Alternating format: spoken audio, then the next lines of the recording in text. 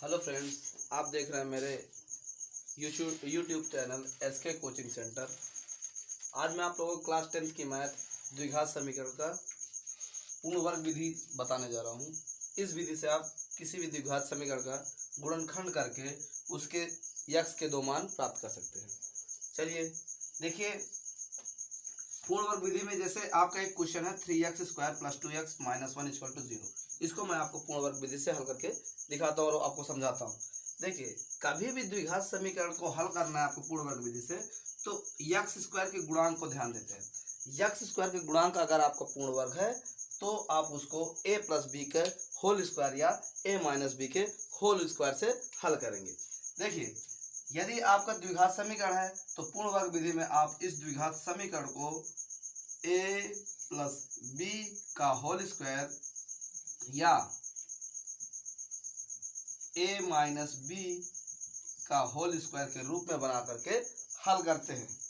ठीक है, चलिए देखिए, इस प्रकार इसको बनाने के लिए आपका x² का जो गुणांक होगा उसको पूर्ण वर्ग होना चाहिए। पूर्ण वर्ग जैसे एक है, एक आपका पूर्ण वर्ग है जिसका अगर हम वर्गमूल निकालते हैं तो वो एक पूर्ण संख्या प्राप्त हो। जैसे एक का मैं वर्गमूल निकालता हूँ तो एक आपका पूर्ण संख्या प्राप्त होता है। इसी प्रकार 4 का निकालता हूँ 2 प्राप्त होता है, 9 का निकालता हूँ 3, 16 का 4, 25 का 6, 25 का 5, 36 का 6, 49 का 7 और आपका 64 का 8, 81 का 9, 100 का 10, 121 का 11 और 144 का 12, 169 का 13। तो ये वाली संख्या है सब आपकी पूर्ण वर्ग संख्या है। 1, 4, 9, 16, 25, 36, 49, 64, 81, 100, 121, 144, 169, ये सब आपकी पूर्ण वर्ग संख्या है। तो आपको इस ये x² के गुणांक को इन संख्याओं के रूप में बनाना होता है। देखिए, अब बात आती है कैसे बनाते हैं। इसको बनाने के लिए आप x² का जो गुणांक है अगर इस तरह बना है तो आपको बनाने की जरूरत नहीं है। यदि नहीं बना है तो इस संख्या का इस समीकरण में या तो गुणा करें या तो भाग कर दें। गुणा करने पर इसका वर्ग प्राप्त हो जाता है या आप भाग कर देते तो संख्या एक प्राप्त होती है जो एक पूर्ण वर्ग संख्या होती है। चलिए मैं गुणा करके बताता हूँ आप लोगों को, तो ये चीज आपको समझ में आ गया होगा कि पूर्ण वर्ग क्या होते हैं। चलिए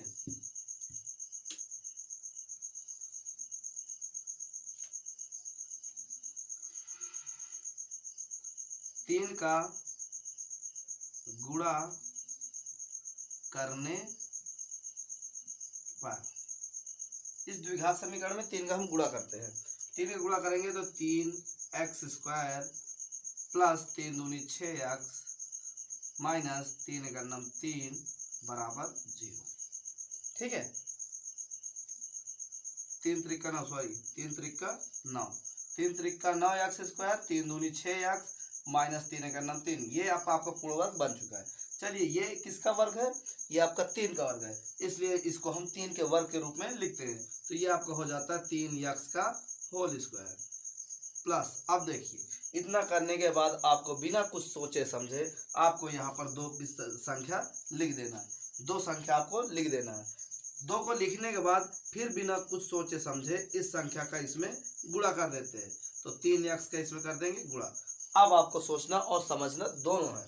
देखिए, ध्यान देना है, ये जो संख्या लिखी ये 6x, ये जो संख्या लिखी है इस संख्या को अगर देखते ये बन रही है तो आप इसमें 1 का मल्टीप्लाई कर दीजिए। अगर नहीं बन रही है तो आपको अपने से कुछ ऐसी संख्या लेना है जिसका हम गुणा करने पर गुणनफल हमारा 6x प्राप्त हो जाए।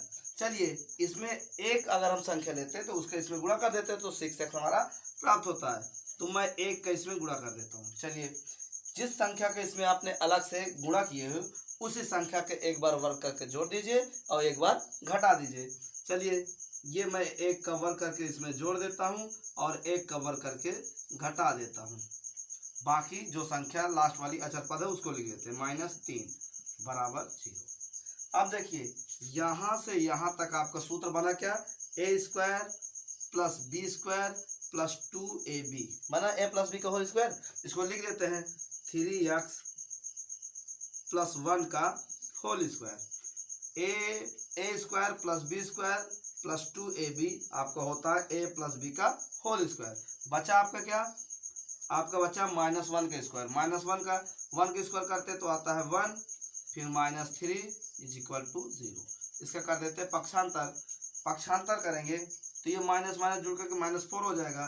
3x + 1 का होल स्क्वायर -4 = 0। इधर माइनस में उधर जाएगा प्लस में, तो 3x + 1 का होल स्क्वायर = 4। चलिए अब आगे देखिए, ये इधर x स्क्वायर आपका स्क्वायर में है तो उधर जाएगा स्क्वायर रूट में, मतलब इधर वर्ग में है तो उधर जाएगा वर्गमूल में, इसलिए ये आपका हो जाएगा 3x + 1 = √4। 4 का स्क्वायर रूट निकालूंगा तो ये आ जाएगा मेरा 2, मतलब 3x + 1 = आ गया 2। अब देखिए भाई, ये रूट से बाहर आया है इसलिए ये आपका धनात्मक और ऋणात्मक दोनों मान आएगा, क्योंकि ये आपका किसी भी संख्या का जो वर्गमूल निकलता है वो दो रूपों में आता है, धनात्मक और ऋणात्मक दोनों में आ सकता है। चलिए इधर ये प्लस आपका एक आपका प्लस में उधर जाएगा माइनस में, 3x = +- 2 - 1। चलिए एक बार इसको प्लस लेते हैं, एक बार इसको माइनस लेते हैं। एक बार प्लस एक बार माइनस लेंगे तो 3x = 2 - 1, तो 3x = 2 में से 2 से -1, 2 से 1 को सब्सट्रैक्ट करेंगे तो आएगा आपका 1। अब देखिए 1 आ गया, इधर ये आपका 3 मल्टीप्लाई में उधर जाएगा डिवाइड में, तो x = 1/3, ये एक x का मान आ गया। चलिए दूसरा, इसी मान को आपको एक बार ऋणात्मक लेके हल करना है। ये जो ये 3x = आपका जो 2 दिया गया +- 2, तो आप प्लस लेके हल कर दिए, एक बार माइनस लेके हल करेंगे। माइनस लेते हैं तो ये आपका आ जाएगा 3x = -2 और -1, तो ये आपका आ जाता है x = इधर ये 3 मल्टीप्लाई में उधर जाएगा डिवाइड में, तो माइनस माइनस ऐड हो जाएगा -3/3, तो x का मान आपका आ जाता है -1। ये दो मान है, ये आपका पूर्ण वर्ग विधि है। ठीक है, इस विधि से आप किसी भी द्विघात समीकरण को आसानी से हल करके उसके दो शून्यकों का मान, उसके दो यक्षों के मान को प्राप्त कर सकते हैं। ठीक है, अब आप कैसा भी द्विघात समीकरण है उसको चाहे आप श्रीधराचार्य सूत्र से हल करें, चाहे पूर्ण वर्ग से, चाहे गुणनखंड विधि से, सभी विधियों से इसका मान समान आता है। चलिए अब आगे एक क्वेश्चन मैं आप लोगों को और बता देता हूँ।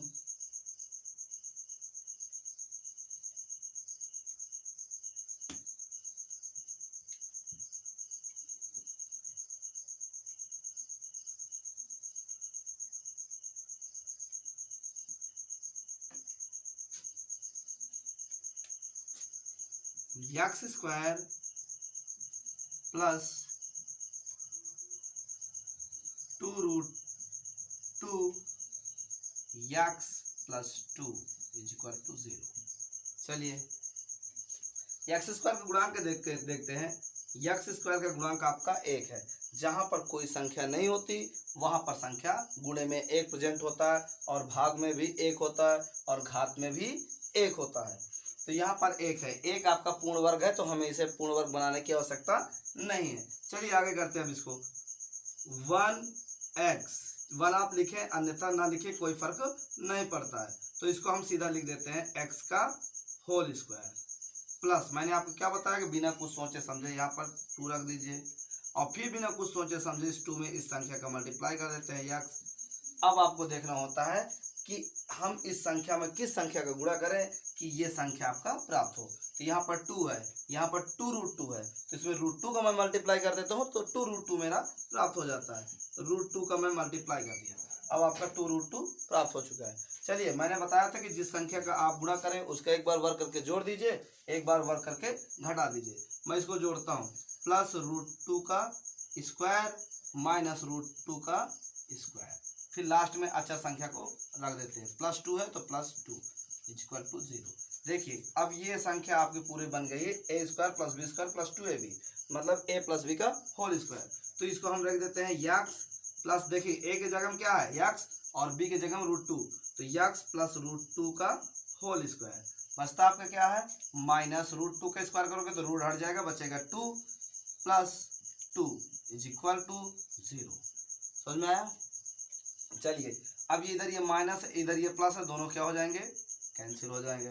बचा आपका क्या x + √2 का whole square is equal to 0। X plus 2 का whole square is equal to 0 हो गया आपका।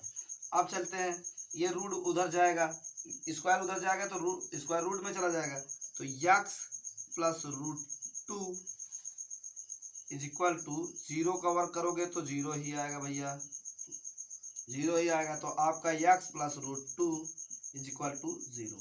तो ये एक्स का मान आपका रूट में है इसलिए प्लस माइनस में आ जाएगा, एक्स के दो मान आ जाएंगे, एक्स बराबर रूट 2 प्लस माइनस रूट 2। तो आप इसको लिख सकते हैं कि एक्स बराबर रूट 2 और एक ये हो गया मान, दूसरा मान आप लिखेंगे एक्स बराबर माइनस रूट 2। ये दो एक्स के मान आ गए। चलिए माइनस नहीं, ये धनात्मक ही आएगा, दोनों मान धनात्मक आपके आएंगे। चलिए ये आपका पूर्ण वर्ग विधि से मैं आपको दो क्वेश्चनों का समझा दिया हूँ।